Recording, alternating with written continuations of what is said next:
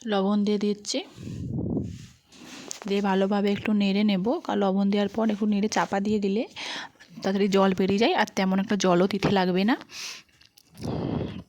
তোমরা গরম জলও অ্যাড করতে পারো, আমি ঠান্ডা জল দিয়েছি। দেখো খুব কমই জল দিয়েছি। এখন চাপা দিয়ে দিলে একটুতেই সেদ্ধ হয়ে যায়, টমেটোতে লবণ দিয়ে নাড়লেই নরম হয়ে যায়। দেখো চাপা দেওয়ার পর নামানোর পর দেখো অনেকটা টমেটোটা গলে গেছে। কে কে টমেটো চাটনি খেতে পছন্দ করো অবশ্যই কমেন্ট করে জানাও, আমার তো খুবই ভালো লাগে। এবার দেখো কাজু কিশমিশটা দিয়ে দিচ্ছি, এবার আমসত্ত্বটা দিয়ে দিলাম,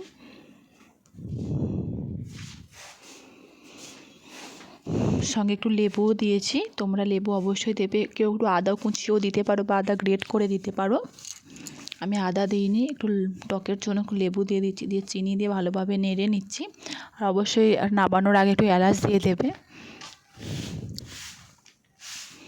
দেখো প্রায় হয়েই এলো, বেশিক্ষণ টমেটো চাটনি করতে সময় লাগে না। দেখো কতটা গ্রেভির বা কতটা সুন্দর হয়ে গিয়েছে, লাল লাল হয়ে গিয়েছে। তোমাদেরকে আমি একটু ভালোভাবে দেখাচ্ছি, দেখো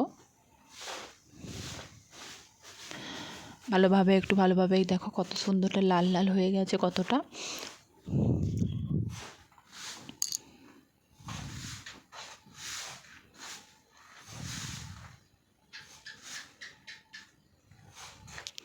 এবার নাবিয়ে নেব।